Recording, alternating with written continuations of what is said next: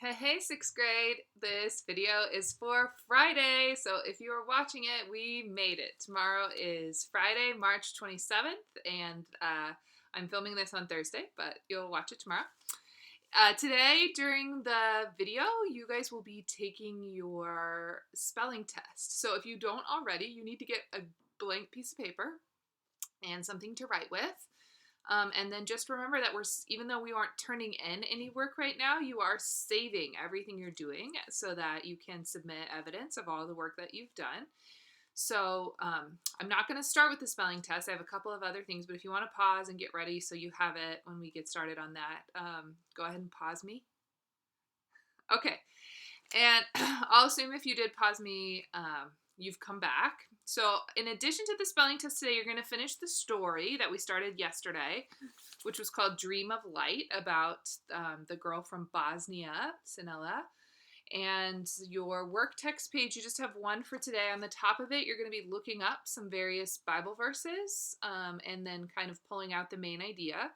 And then on the bottom, it's just sort of a true-false check for understanding from the reading, although there are a couple of strange questions in there, maybe just to see if you're paying attention. So see if you catch those. One's about goats. In addition to that, you're going to be doing one lesson in your writing and grammar books today, which is about confusing words. They give you some common words that people often mix up or use backwards. So their first example was good and well. And so if you were going to use those words in a sentence, you might say, wow, that was a really good performance. You played well. And you'll notice that good is being used to modify or describe the performance, which is a person, place, or thing. So good is being used as an adjective, but well is describing how you did it. You performed well.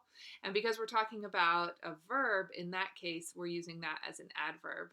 So they're going to give you some other examples: fewer and less, between and among, and just have you practice looking at which is the right word in which context, and then what role is that playing in the sentence. And I hope you're noticing that in every lesson you've been doing in writing and grammar, that's the question you're answering. What role is this word playing in the sentence? Is it a noun? Is it an adjective? Is it an adverb? Is it a preposition?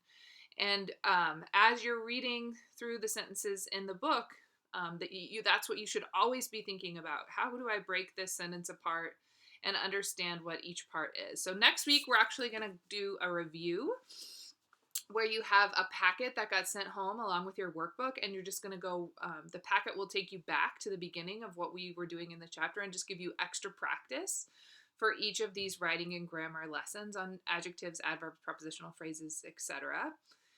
Again, thanks to those of you who've reached out to me or sent me work, and we've done some things on email. That's been fun for me. So you can tell I'm an English teacher because it's fun to talk about adverbs on email. But if that's you and you're not getting it or you want extra help, please do reach out. All right, so with that in mind, you have your reading work text, and writing today's spelling will be your spelling test. Here we go. On the top of your paper, make sure you have your name. And make sure it says list 26. Still not sure how long we're going to be at home, but we want to be able to keep these straight. And you'll just, again, submit this once we're all back together. Starting with list 26, number 1 is sensible.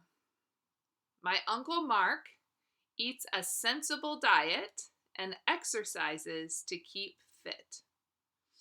The word is sensible. I'm going to read them about this quickly in the interest of not making a super long video. But of course, because we're doing this over video, if you need more time or if you want to hear it repeated, you could always, go back 10 seconds on the video or just pause it and take your time writing it and then keep going. So I'm going to keep reading, maybe quickly. But again, feel free to rewind, pause, and watch until you hear the words. All right, number 2, favorable. Dad made a favorable remark about how clean and orderly I kept my room. Favorable. Number 3, accessible. Our church has a main entrance that is wheelchair accessible. Number 3 is accessible. Number 4, memorable. My most memorable experience is the moment God forgave me of all of my sin. Memorable. Number 5, reversible. The comforter on my bed is reversible. Reversible. Number 6, observable. A mountain lake is observable from the lodge. Observable. Number 7, desirable. We found a desirable spot to picnic at the state park. Desirable. Number 8, responsible. John is responsible to feed and exercise the dog. Responsible. Number 9, applicable. Our trip to the aquarium was applicable to our study of sea life. Number 9 is applicable. Number 10, recognizable. Despite being away for 5 years, my cousin was still recognizable to me. Recognizable.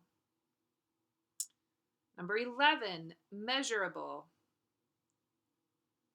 A person's height is measurable in feet and inches.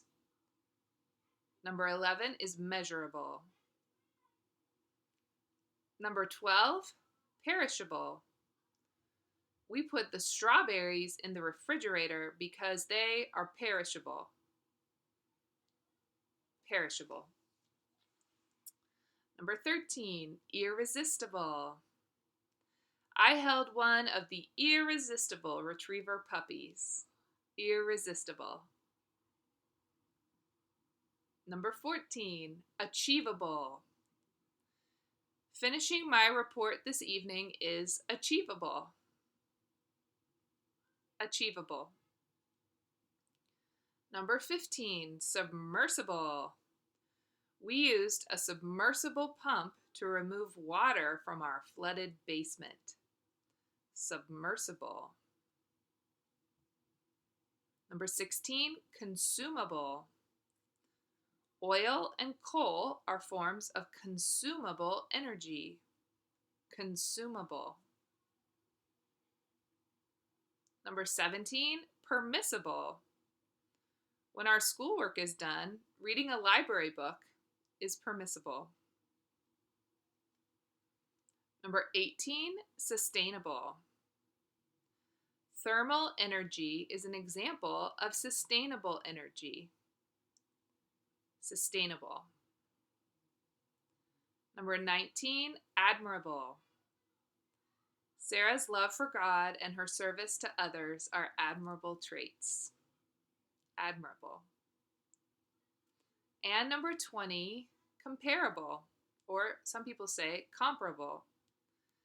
Mom's chocolate chip cookies are comparable to the ones Grandma bakes. Comparable or comparable. All right, that's it. You can go ahead and use the list that's in your book on page 102 to check your work and grade your own test on the honor system. If you want to send me a quick email and tell me how you did on this or anything else you're working on, I'd love to hear from you with questions or just a hello. And we are working on doing some Zoom things next week, so I might get to see you live and in real time. Have a great weekend, you guys. We'll talk to you soon.